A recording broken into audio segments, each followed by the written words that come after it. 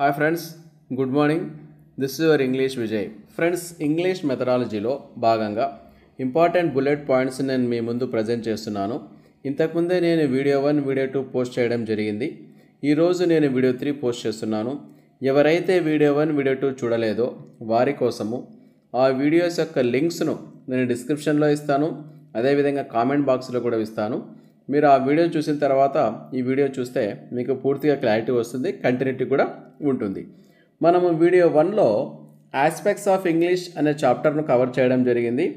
Video 2లో language skills అనే చాప్టర్ను cover చేయడం జరిగింది. కాకపోతే వీడియో 2లో లాంగ్వేజ్ స్కిల్స్ 20 పాయింట్స్ మనం డిస్కస్ చేయడం జరిగింది. మిగిలినటువంటి పాయింట్స్ 21 నుండి మనము ఈరోజు ఈ వీడియోలో డిస్కస్ చేసుకుందాం. 21 పాయింట్ చూడండి. Techniques of reading. రీడింగ్ యొక్క టెక్నిక్స్ ఎన్ని ఉన్నాయంటే 3 ఉన్నాయండి. వెరీ వెరీ ఇంపార్టెంట్ అండి. అందులో మొదటిది స్కిమ్మింగ్, రెండవది స్కానింగ్, మూడవది ఇంటెన్సివ్ రీడింగ్. ఇప్పుడు మనము ఈ మూడిట్లో మొదటిది స్కిమ్మింగ్ గురించి తెలుసుకుందాం. In skimming, readers review and choose the relevant information and discard the irrelevant information. స్కిమ్మింగ్లో ఏం చేస్తారంటే చదివేటటువంటి వ్యక్తి ఏం చేస్తాడు, కంటెంట్ను రివ్యూ చేస్తాడు, సమీక్షిస్తాడు. తర్వాత తనకు కావాల్సినటువంటి రెలవెన్స్ ఇన్ఫర్మేషన్ను తీసుకుంటాడు, తనకు అవసరం లేనటువంటి ఇర్రెలవెంట్ ఇన్ఫర్మేషన్ వదిలేస్తాడు.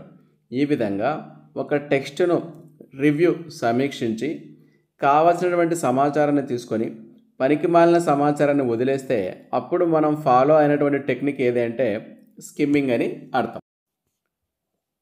23rd point. Skimming allows the reader to cover a large text and obtain some idea of the content in a short time. స్కిమ్మింగ్లో ఉన్నటువంటి మరొక సౌలభ్యం ఏంటంటే ఎక్కువ సమాచారాన్ని తక్కువ సమయంలోనే చదవాలనుకోండి, అప్పుడు మనం ఏ టెక్నిక్ ఫాలో కావాలి అంటే స్కిమ్మింగ్ అనే టెక్నిక్ను ఫాలో కావాలి. ఇక్కడ ఏం చేస్తామంటే ఎక్కువ టెక్స్ట్ని చదువుతాము, ఆ ఎక్కువ టెక్స్ట్ను తక్కువ సమయంలోనే చదివి దానికి సంబంధించినటువంటి ఒక ఐడియా తెచ్చుకోవడం జరుగుతుంది. అప్పుడు మనం ఫాలో అయిన టెక్నిక్ స్కిమ్మింగ్. ఇప్పుడు మనం స్కానింగ్ చూద్దాం. In scanning, the reader is looking for specific information. స్కానింగ్లో దేనికోసము రీడర్ వెతుకుతాడంటే తనకు ఏ సమాచారం అయితే ప్రత్యేకంగా కావాలో దానికోసం మాత్రమే వెతికినాడు అనుకోండి, అప్పుడు ఏ టెక్నిక్ ఫాలో అయినట్టు అంటే స్కానింగ్. దీన్ని వెరీ సింపుల్గా ఎలా గుర్తుపెట్టుకుంటారంటే, మనము కాలికి దెబ్బ తగిలింది అనుకోండి, కాలుని స్కాన్ చేస్తారు.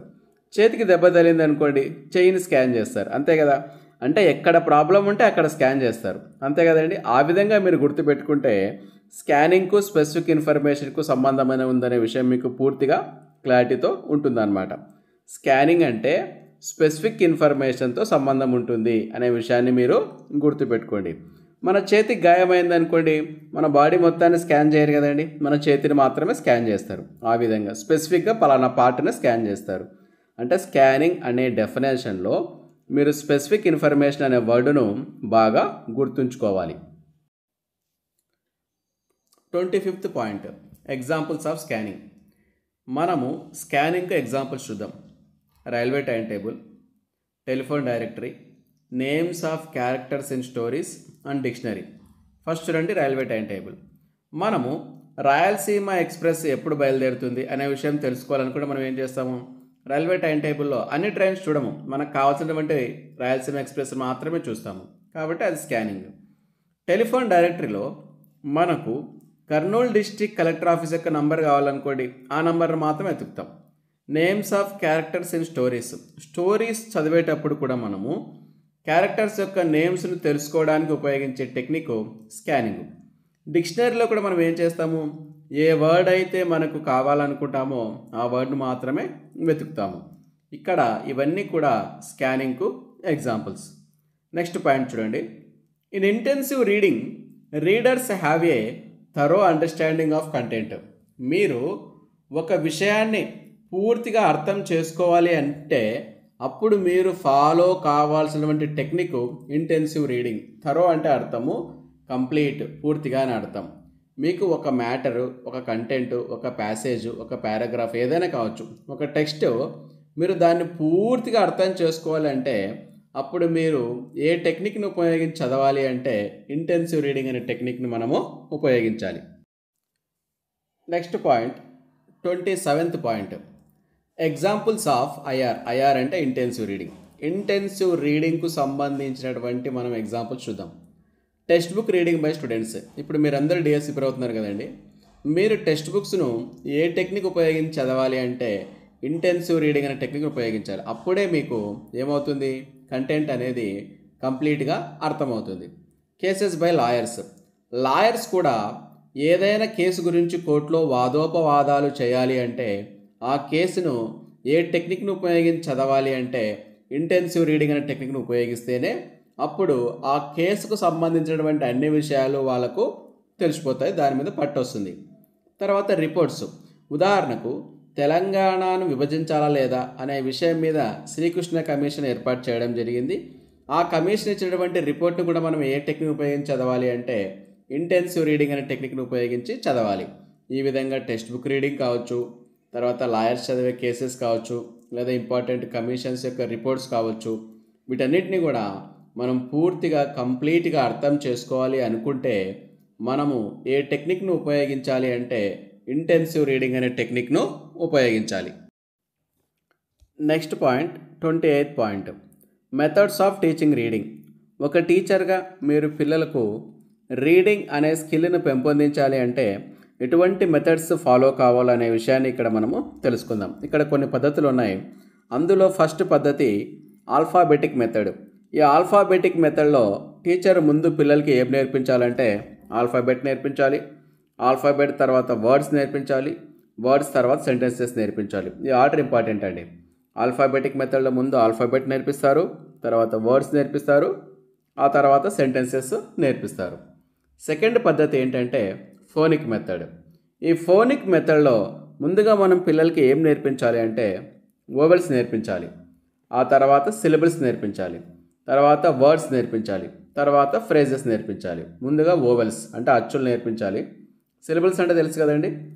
సిలబుల్స్ అంటే ఏంటంటే వోవెల్ సౌండ్స్ ఉన్నటువంటి పార్ట్ను సిలబుల్స్ అంటారు. అంటే ఒక వర్డ్లో ఎన్ని వోవెల్స్ ఉంటే, వోవెల్స్ కాదు, వోవెల్ సౌండ్స్. ఒక వర్డ్లో ఎన్ని వోవెల్ సౌండ్స్ ఉంటే ఆ వర్డ్లో అన్ని సిలబుల్స్ ఉన్నట్లు.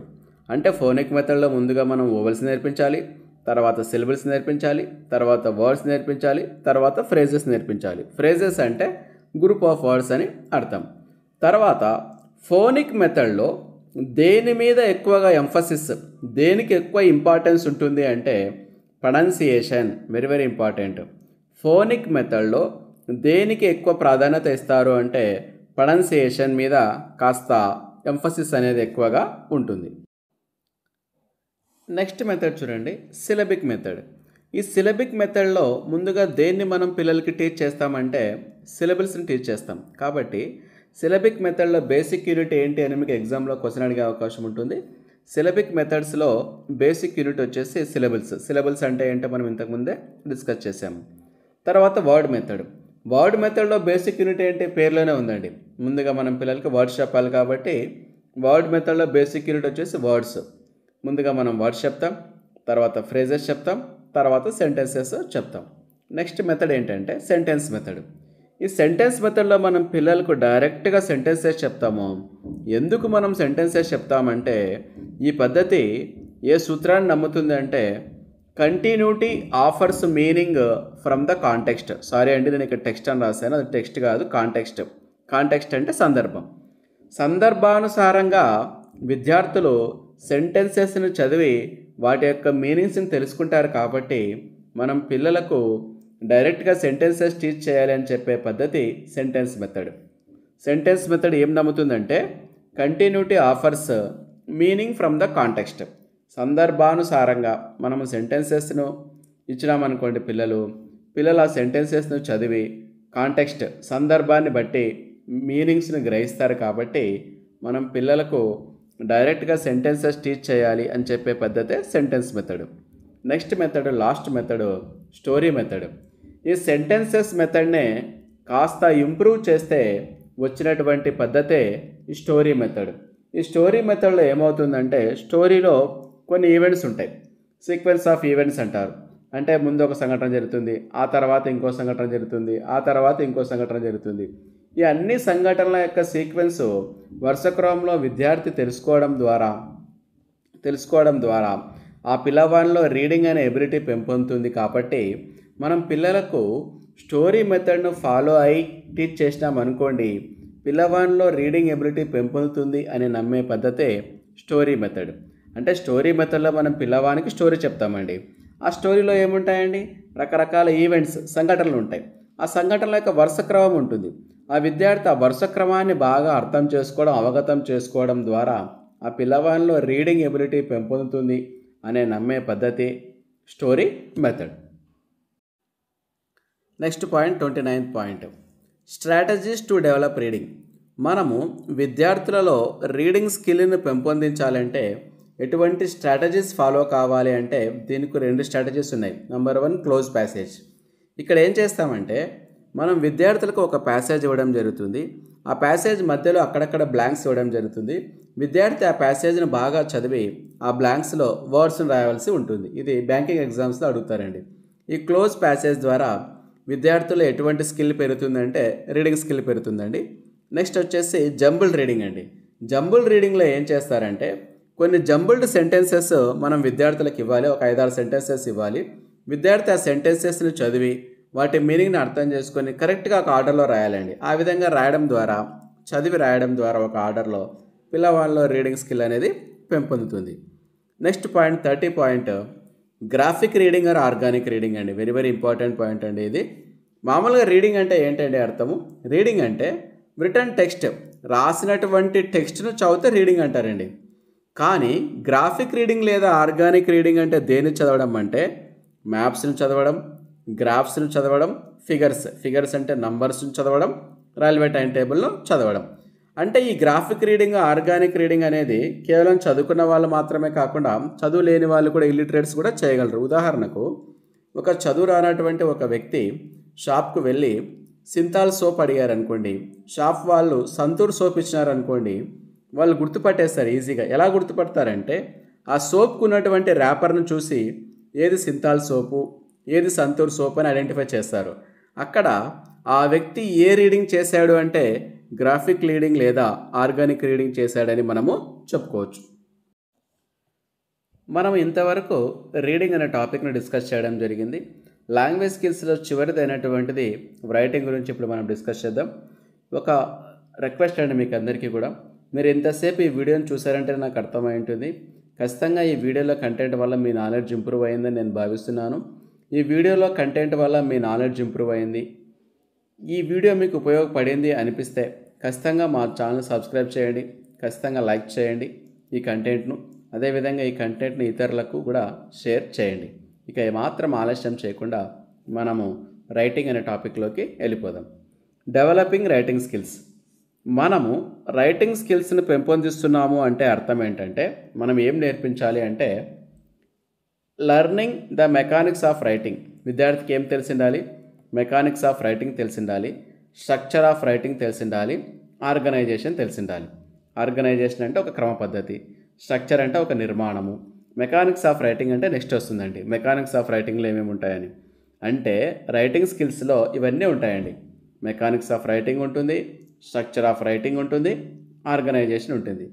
ఈ రైటింగ్ స్కిల్ అనేది ఎలాంటి స్కిల్ అంటే కాంప్లెక్స్ అండి, చాలా కఠినమైనది, క్లిష్టతరమైనది.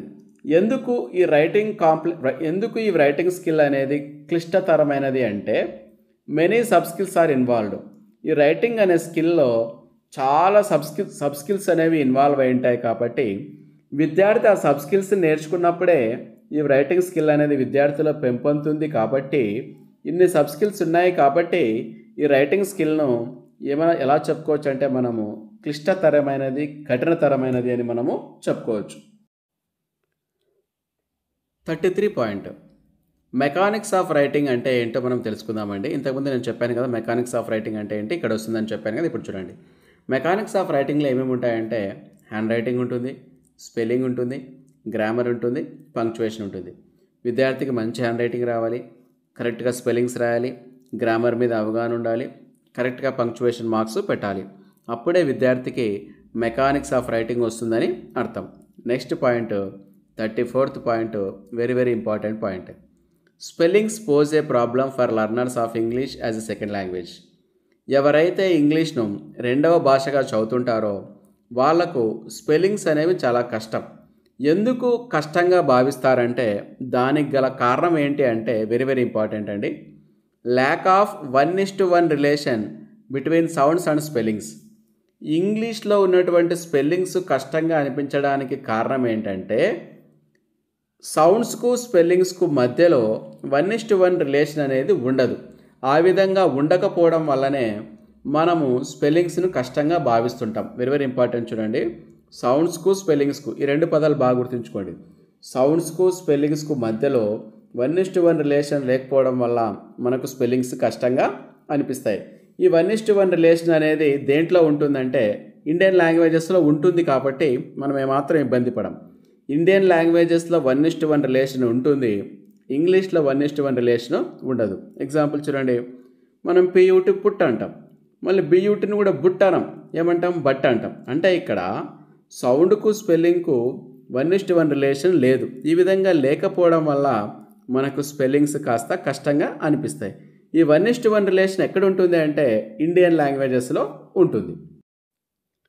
Next point 35th point, 2 methods to remember spelling. స్పెల్లింగ్స్ను కరెక్ట్గా గుర్తుపెట్టుకోవడానికి 2 పద్ధతులు ఉన్నాయి. అందులో మొట్టమొదటి పద్ధతి మెమోరైజింగ్, రెండవ పద్ధతి యూజింగ్ నిమోనిక్ డివైజెస్. ఫస్ట్ పద్ధతి ఏంటి? మెమోరైజింగ్. మెమోరైజింగ్ అంటే ఏంటంటే మీరు స్పెల్లింగ్స్ను జాగ్రత్తగా నేర్చుకొని గుర్తుకు పెట్టుకోవడమే మెమోరైజింగ్ అండి. బాగా గుర్తుంచుకోండి, మీరు స్పెల్లింగ్స్ను జాగ్రత్తగా నేర్చుకొని గుర్తుకు పెట్టుకోవడం మెమోరైజింగ్ అండి. సెకండ్ పాయింట్ ఏంటండి? నెమోనిక్ డివైజెస్. నెమోనిక్ డివైజెస్ అంటే ఏం లేదండి, వెరీ సింపుల్ అండి. ఇక్కడ మనం ఏం చేస్తామంటే వర్డ్ అసోసియేషన్, అంటే వర్డ్కు మధ్య ఒక లింక్ ఏర్పాటు చేసుకుంటామండి. వర్డ్కు మధ్య లింక్ ఏర్పాటు చేసుకోవడం వలన మనం స్పెల్లింగ్ను గుర్తుంచుకుంటాం. ఇక్కడ ఎగ్జాంపుల్ చూడండి, స్టేషనరీ 2 స్పెల్లింగ్స్ ఉన్నాయండి. ఒక స్పెల్లింగ్లో ERY అని, ఇంకో స్పెల్లింగ్లో ARY అని ఉందండి. మనము ఎలా గుర్తుంచుకోవాలి అంటే ఈ కరెక్ట్గా ఏ వర్డ్కు ఏ మీనింగ్ ఉందో అంటే వెరీ సింపుల్ అండి. ఇక్కడ ఫస్ట్ స్పెల్లింగ్ చూడండి, ERY. Pen, pencil. పెన్నులో ఈ ఉంది, పెన్సిల్లో ఈ ఉంది, స్టేషనరీలో కూడా ఈ ఉంటుంది, ERY. అంటే ERYలో ఈ అని ఉంది కదండి, దానికి దేనికి లింక్ పెట్టుకోవాలి? పెన్ను, పెన్సిల్, ఈ ఆ విధంగా రైటింగ్ మెటీరియల్. స్టేషనరీ అంటే అర్థము, రైటింగ్ మెటీరియల్ అని అర్థం అండి, ERY. తర్వాత ARY అంటే ఏంటి? నాట్ మూవింగ్, కదలకుండా ఆగి ఉన్నటువంటి దాన్ని స్టేషనరీ అంటారండి. మనము న్యూస్ పేపర్లో చదువుతూ ఉంటాము, ఏమని? ఆగి ఉన్న లారీని ఢీకొన్న కార్ అని.